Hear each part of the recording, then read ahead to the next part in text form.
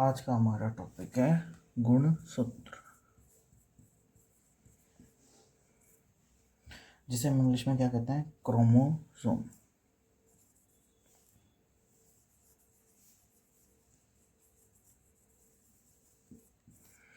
गुणसूत्र क्या होते हैं? तो गुणसूत्र, जैसा हम जानते हैं कि मानव की कोशिका में केंद्रक में पाई जाने वाली धागे नुमा संरचना,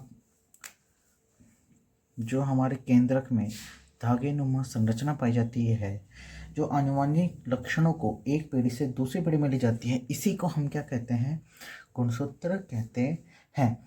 अब आपसे पूछे इसकी खोज किसने की थी? खोज की थी स्ट्रॉसबर्गर ने। खोज की हमारी स्ट्रॉसबर्गर ने, लेकिन नाम किसी और ने दिया है।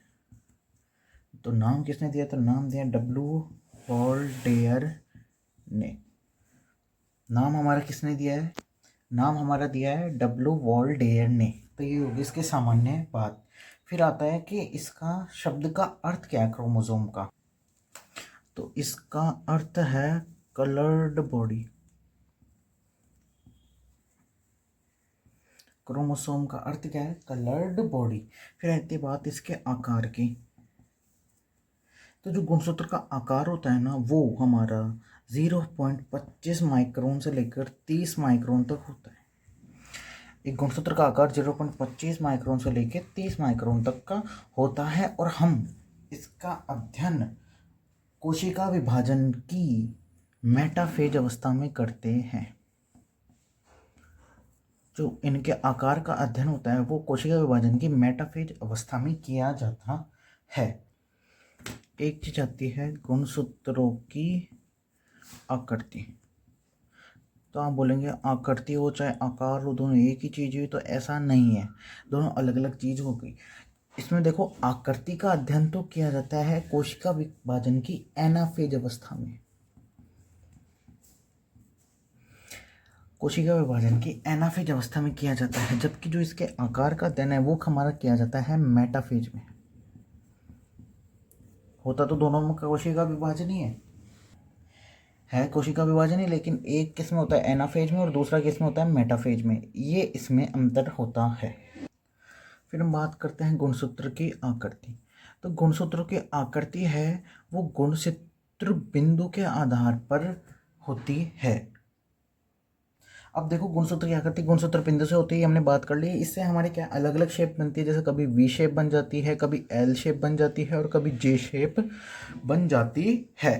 फिर हम आगे बात करें तो गुणसूत्रों के आधार पे भी कोशिका के प्रकार होते हैं। तो कितने प्रकार होते हैं? तो प्रकार होते हैं हमारे पास 3। कितने? 3। सबसे पहला आता है इसमें अगुणित कोशिका।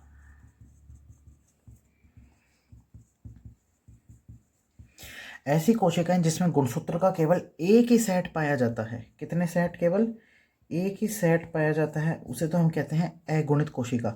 फिर इसके अगला नंबर आता है द्विगुणित कोशिका। अगला नंबर किसका है? द्विगुणित कोशिका। जैसा नाम से पता चल रहा है, इस बार कितने सेट होंगे? तो जिसमें गुणसूत्र के 2 सेट पाए जाते हैं उसे द्विगुणित कोशिका कहते हैं। और इसका एक पार्ट और बच गया, जो कि क्या है हमारा त्रिगुणित कोशिका।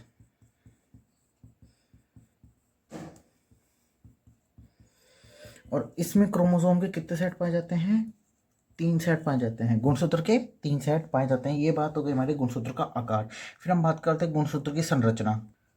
जो गुणसूत्रों की जो संरचना होती है ना, उसका अध्ययन भी हम कोशिका विभाजन की मेटाफेज अवस्था में करते हैं।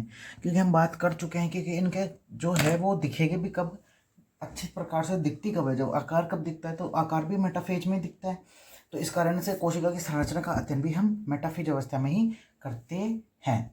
फिर हम बात करते हैं एक गुणसूत्र जो होता है, जैसे हम जानते हैं एक गुणसूत्र है ये कितने अर्ध गुणसूत्र से मिला है? तो ये 2 अर्ध गुणसूत्रों से मिलकर बना होता है।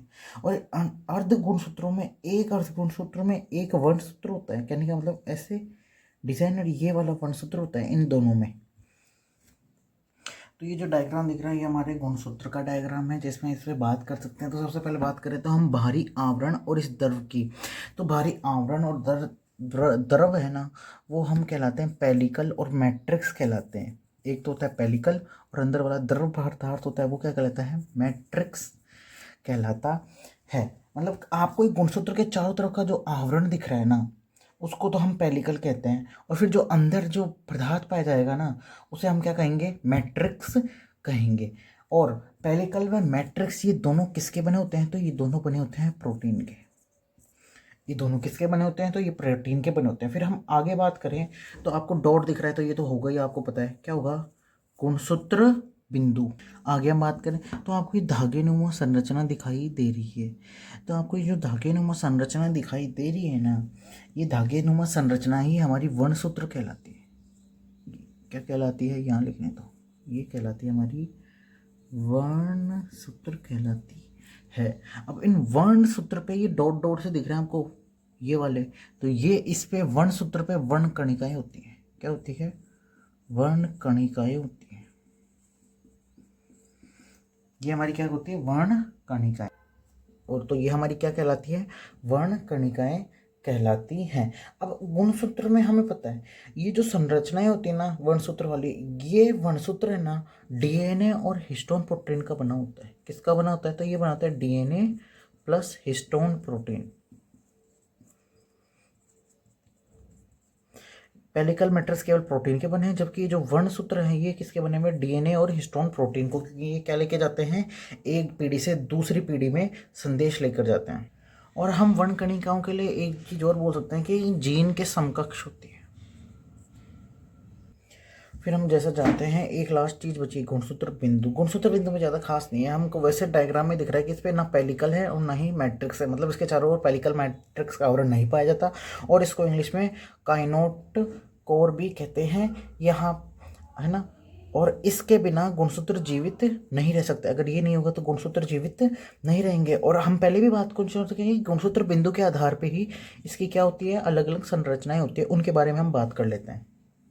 तो गुणसूत्र बिंदु के आधार पे ये चार हमारे पास क्या है, आकृतियां हैं। सबसे पहली हमारे पास क्या है, मेटासेंट्रिक।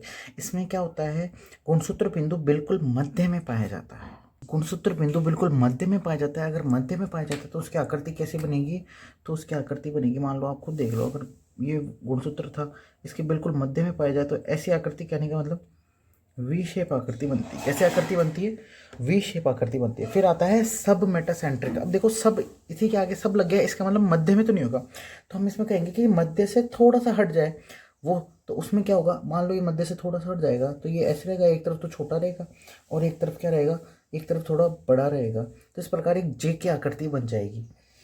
तो इसमें एल या जे की आकृति बन जाती है, मतलब इसको ऐसे बनाओगे तो क्या बन जाएगा, एक एल बन जाएगा, ऐसे बनाओगे तो क्या बन जाएगा, एक जे बन जाएगा। फिर आता है टिलोसेंट्रिक। तो टिलोसेंट्रिक में बिल्कुल टर्मिनल पे होता है, ऊपर ही ऊपर, सबसे ऊपर या सबसे नीचे, बिल्कुल टर्मिनल पे होता है।